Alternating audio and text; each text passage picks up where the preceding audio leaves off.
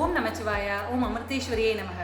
இன்னைக்கு இந்த வீடியோ மூலமா நான் பதிவு பண்ண விரும்புறது என்ன அப்படின்னு கேட்டிங்கன்னா, ஒரு சிறந்த பெற்றோராக இருக்கிறதுக்கு நம்ம என்னென்ன தகுதிகளை வளர்த்துக்கணும் அப்படிங்கிறத பற்றி தான் இன்றைக்கி நான் உங்ககிட்ட பேச போகிறேன்.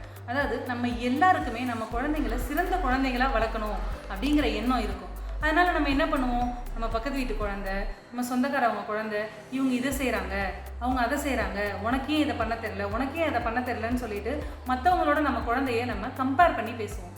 அதனால் என்ன ஆகிடுதுன்னா, நம்ம குழந்தையினுடைய திறமை என்ன அப்படிங்கிறத நம்மளும் தெரிஞ்சுக்கிறது இல்லை, நம்ம குழந்தையும் தெரிஞ்சுக்க விடுறதில்லை.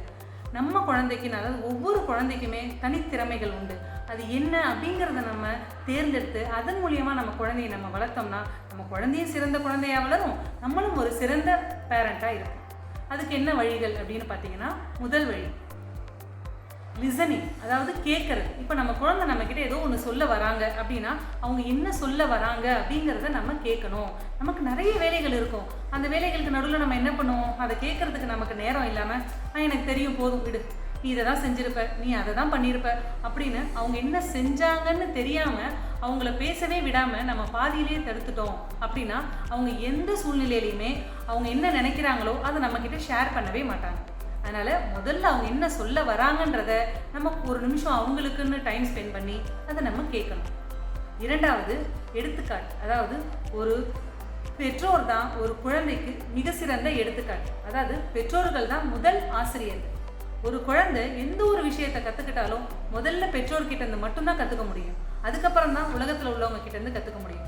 இப்போ நம்ம குழந்தை ஒரு நல்லது செய்யணும் அப்படின்னு நம்ம விருப்பப்பட்டோம் அப்படின்னா முதல்ல அந்த நல்லதை நம்ம செஞ்சு காமிக்கணும். நம்ம செஞ்சு காமிச்சோம் அப்படின்னா நம்ம குழந்தை தானாகவே நம்மளை பார்த்து நல்லதை மட்டுமே தான் செய்து வளரும், தீய செயல்களை என்றைக்குமே செய்யவே மாட்டாங்க. அடுத்தது அப்ரிசியேஷன், அதாவது அவங்கள ஊக்குவிக்கிறது. அவங்க வந்து எந்த ஒரு செயல் செஞ்சாலும் அந்த செயலை நம்ம ஊக்குவிக்க கற்றுக்கணும். அது ஒரு சின்ன விஷயமா இருக்கலாம், ஒரு பெரிய விஷயமா இருக்கலாம், நல்லா இல்லாததாக கூட இருக்கலாம். ஆனால் நல்லா இல்லை அப்படிங்கிறத கூட நம்ம எப்படி சொல்லணும்னா, நீ ரொம்ப அழகாக பண்ணியிருக்க, இருந்தாலும் இதை இப்படி பண்ணாமல் இப்படி பண்ணியிருந்தா இன்னும் அழகாக இருந்திருக்கும் அப்படிங்கிற மாதிரி நம்ம சொல்லி கொடுத்து வளர்த்தோம்னா அந்த குழந்தைக்கு ஒரு நெகட்டிவ் தாட்டே இருக்காது. அதாவது தவறான எண்ணங்களோ தவறான சிந்தனைகளோ அந்த குழந்தைக்கு வரவே வராது. நல்ல சிந்தனைகள் நல்ல எண்ணங்கள் மட்டும்தான் அந்த குழந்தைக்கு வரும். அடுத்தது நமக்கு என்ன கிடைக்குது அப்படிங்கிறத விட நமக்கும் கிடைக்கணும், நம்மளை சுற்றி உள்ள எல்லாருக்கும் கிடைக்கணுங்கிறத அந்த குழந்தைக்கு நம்ம சொல்லி கொடுத்து வளர்க்கணும். அதாவது எல்லார் மேலேயுமே அன்பாக இருக்கணும். மனிதர்கள் மேலே மட்டும் கிடையாது, எல்லா உயிரினங்கள் மேலேயும், ஒரு செடியாக இருந்தாலும் சரி, பறவைகளாக இருந்தாலும் சரி, விலங்குகளாக இருந்தாலும் சரி, எல்லா உயிரினங்கள் மேலேயும் நம்ம அன்பாக இருக்கணுங்கிறத குழந்தையிலேருந்தே நம்ம சொல்லி கொடுத்து வளர்க்கணும்.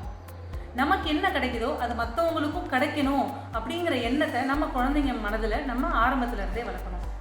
அடுத்தது நம்ம குழந்தைங்க குழந்தையாக இருக்கிறதுலேருந்தே அவங்களுடைய வேலைகளை அவங்களே செய்வதற்கு பழக்கப்படுத்த வேண்டும்.